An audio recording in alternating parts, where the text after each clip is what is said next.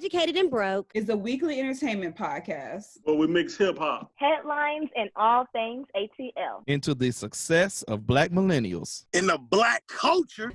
Alrighty, guys, you are here. We are here. All of us are here for Black Educated and Broke. And I got a lot of energy right now because our special guest today, I saw this man when I think he might have been 12 or 11 plus 11 years old.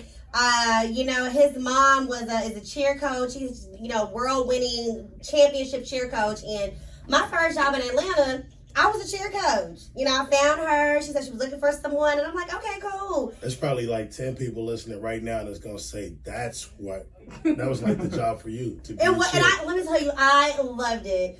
Shout out to the Sandy Springs. Let me tell y'all, yes, Randy did love it. I loved it a lot. I used to make fun of our cheerleaders in college, and Randy was on that team. But there was no knock against Randy. I fucked with Randy. But, hey, no hard feelings. I actually do like all of y'all. Thank you, please, sir. Okay, that's how you clear it up. Because we're going to talk about what her first sport was. Right now. So anyway, his mom, I call her Coach Pam, and he was there, Isaiah, and he was helping, this boy was tumbling. I said, oh, he's like a real athlete. He helping me. I ain't tumbled since Tempest, and I fell on my ass. I ain't tumbled no more. But in the event, I saw this 11-year-old boy just helping me be better, and just to see him blossom. He was super smart then, and just to see him now, 18 years old, in graduate school as a grad student for law. Oh, that's what's up. Okay, let's get these claps going. Let's make some noise for David Gang. I guess I'm a little stuck. The age and being in law school is throwing me. You gotta walk me down. Break it on now. Walk me down for this one. So how are you 18? Where you Most from? time if you're 18, where you from? All right, that's the big thing right now. Where you from? It's a 2-1. It's a 2-1. So originally from North Carolina. Okay. And I moved there from 2015 is when I moved there. Okay. So there. And when I was there, I was in the third grade getting fifth grade work, and I was getting bored in school. So originally my mom, she was contemplating doing homeschooling. However, we were kind of on the fence on it and decided okay, let's finish out this third grade year at that time. And then we actually talked to the superintendent. My mom, I believe it was Soror, our good friend. Soror, DST, Soror, Yes. Randy wanted to be Delta. Hell to this no. They told her no. So I could not. Ma'am, this is a Black empowerment show. I know, I love Ron said stop gangbanging. Thank you. Go ahead. We got a judge in here. It's fine.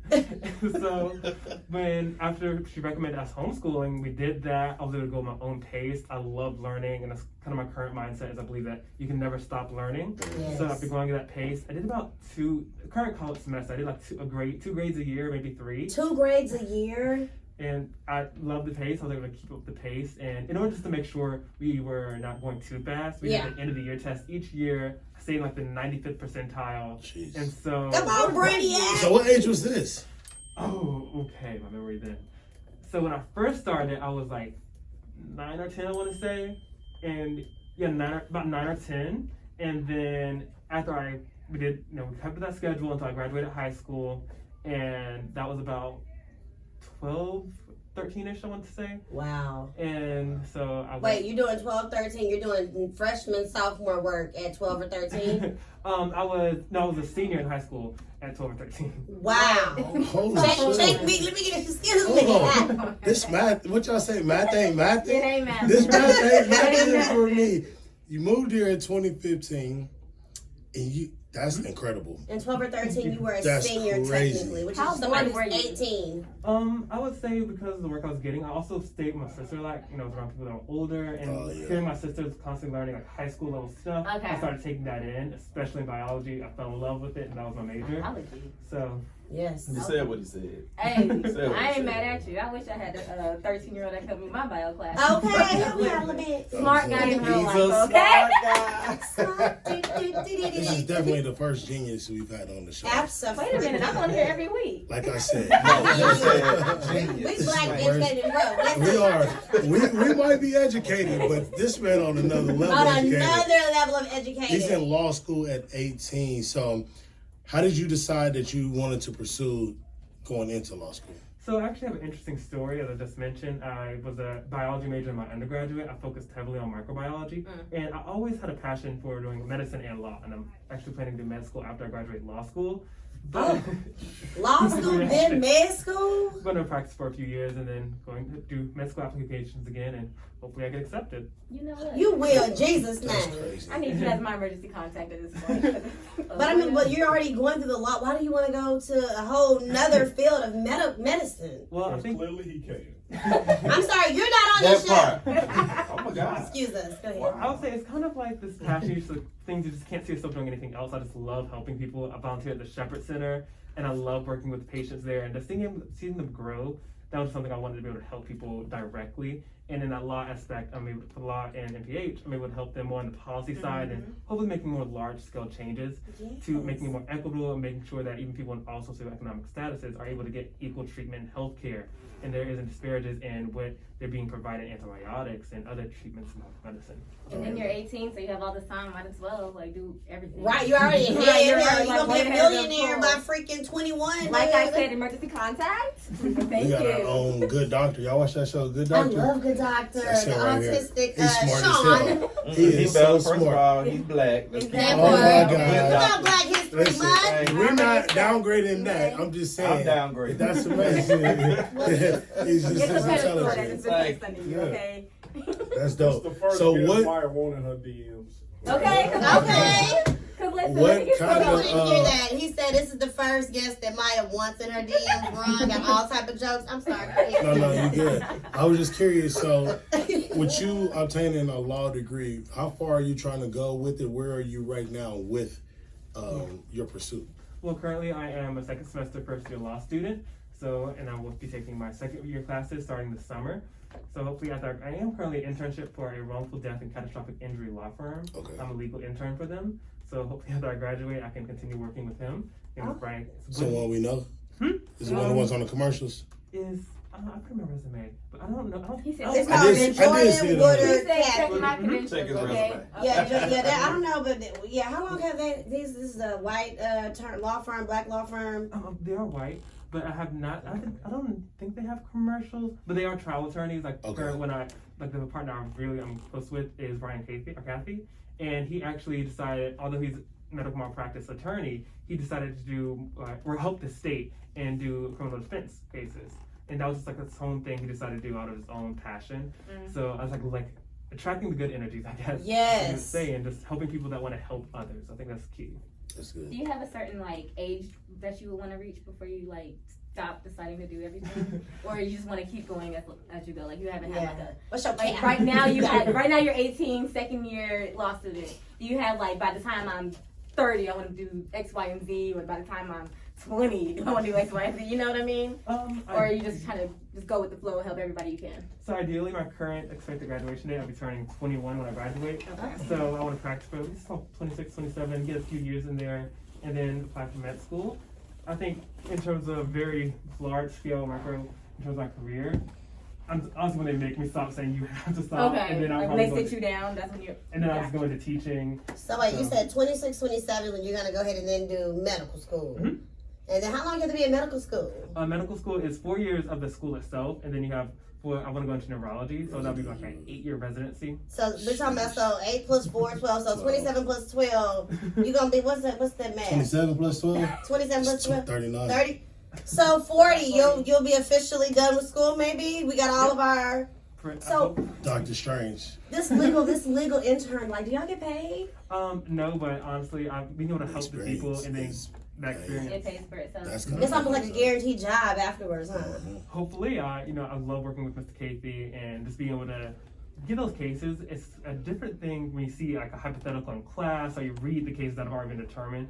But when you're determining the potential case and how much the potential cases, and then your current case is determining, okay, what route should we take? It's a whole different experience, and being able to go through that has been already changed my mind.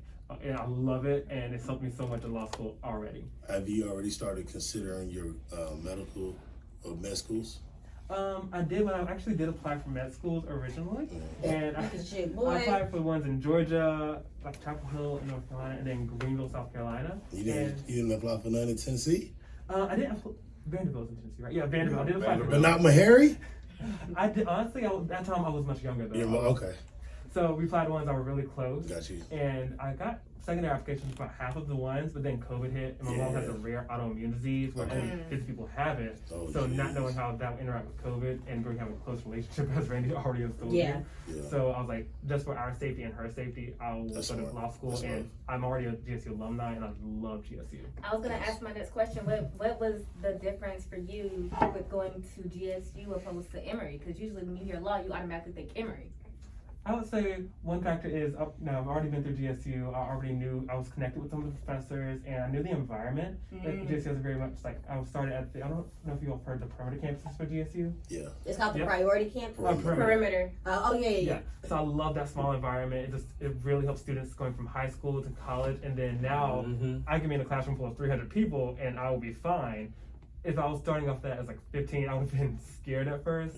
But so GSU has a very good nurturing program, and it just helps you, it really cultivates you into those professional programs, and then going right into their law school. They also have one of the best health law programs in the nation, and they also have a really good master's in public health. So Is law school as stressful as everybody else thinks? I had a friend that was in law school, and she was just like, it took her there. So like when it comes to law school and how the stigma is with it, do you have a strong support system behind you? Like That's someone on definitely and something like that? Yeah. yeah, I got my mom and my friends. Bless you.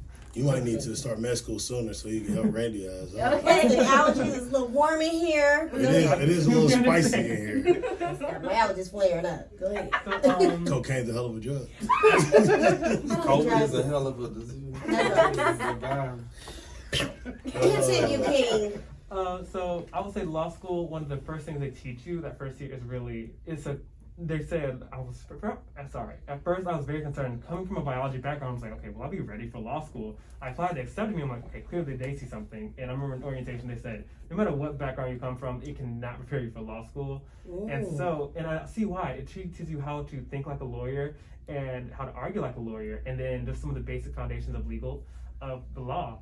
So it's definitely stressful, I would say, but you have to know how to manage it. It isn't overwhelming unless you make it overwhelming. Like if you fall behind on assignments or try to do it the day before, it will definitely, Yeah, you gotta be on time. I just remember used to argue like a lawyer. I just keep an example like arguing like a lawyer. Legally blonde. Randy want to argue with people so bad. So She's we're trying doing to it the perfect right it. way. So like, right like now. let's say like we had a misunderstanding. I watch a lot of lawyer shows, so you can't out No, argue me. Law and order no, don't no. count. Law and order don't count. I don't watch that. So he thought, I'm gonna give you a scenario and tell me how I Let's see argue how this cat this down. gonna be. I gave him an email that told him to be here at 7:00, right? He's saying that he didn't get a notification, he never saw That's it. hypothetical. He doesn't get here till 8:15. Okay, he also realizes that he gets the alert, but he has a time difference situation, right? However, he's late, but he's not taking accountability, like it's not his fault, and I feel like I've sent him proof, this is and that.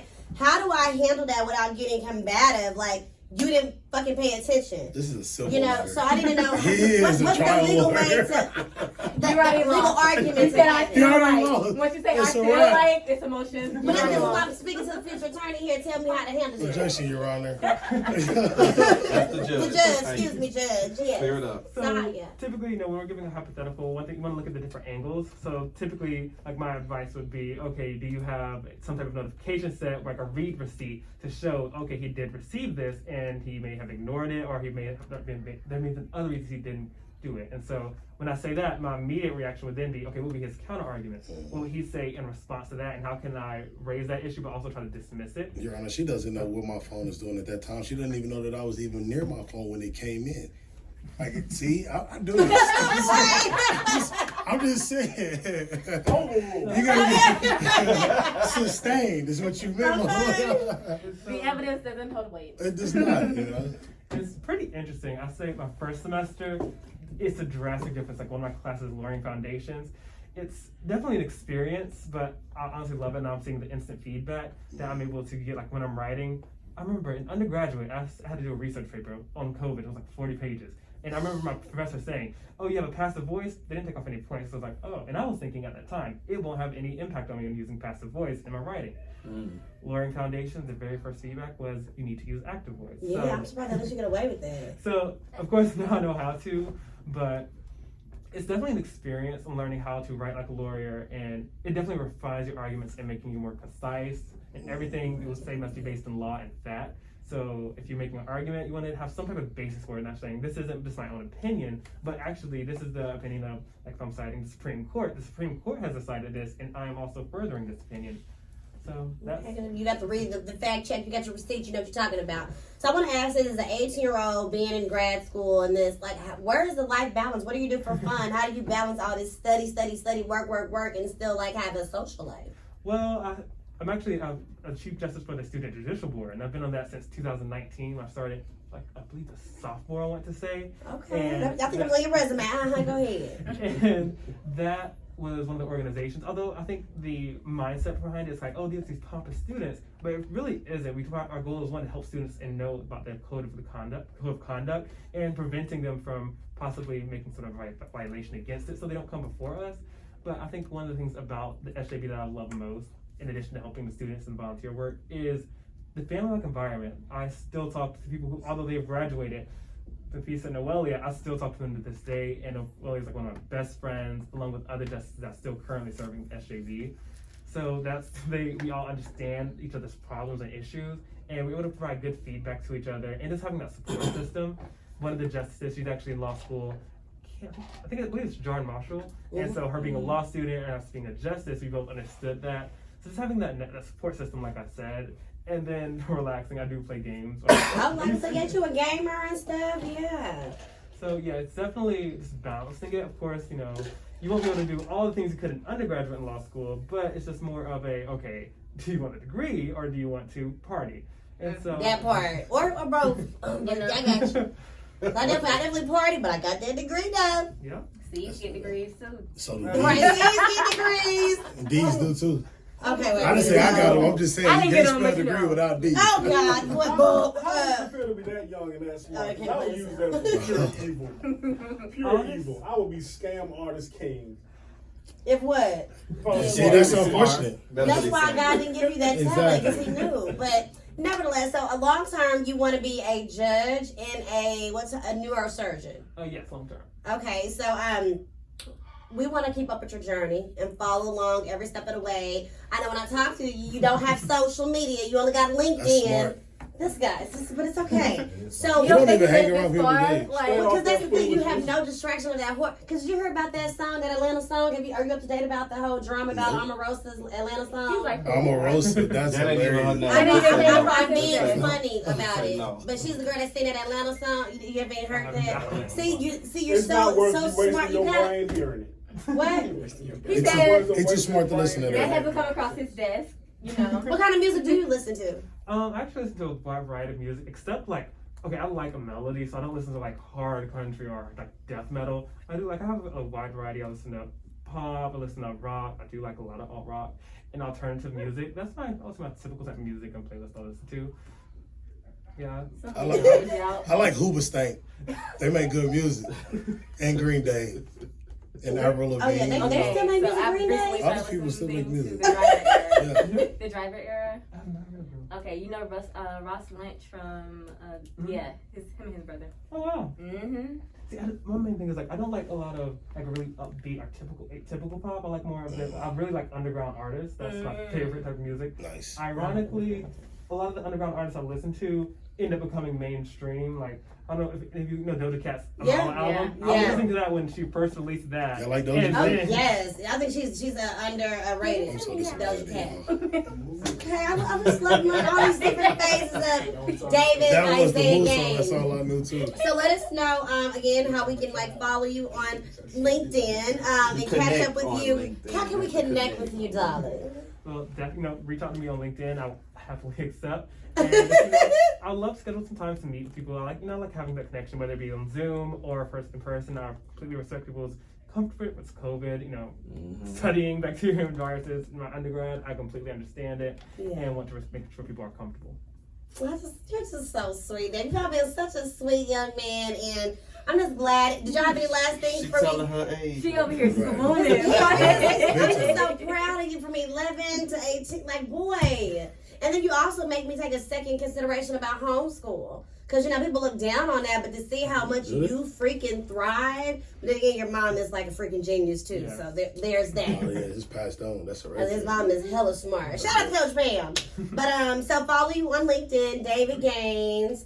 Future doctor, future neurosurgeon. Well, we thank you for this. Tell your friends. I talked to one of his friends, big Noelia. cheerleader. What was her A? Sorry, A. What was her name? Oh, her name was Noelia. Noel, excuse me, Noelia. So we're gonna definitely send her the link, because she's gonna share this interview with all of your friends. She said, let her know. So Talk to his friends. yeah, she she was on the phone. We talked, and Yeah. she was more excited than him. She She's like, is oh my old God. enough to be his auntie. Yeah. I could be auntie vibes, because I'm definitely over 30. So you can even be my son if I was about that life, right? But you know, I kept a clank No, you clank. couldn't. But anyway, but we thank you for your time, David, guys. We're gonna take a quick break. When we get back, my we God. got some more. Come on, we gotta I slap need it. Ryan back on the mic. We gotta slap it or die That's bit what I us need, later. So man. keep it locked right here on Black Educated and Broke. Hilarious.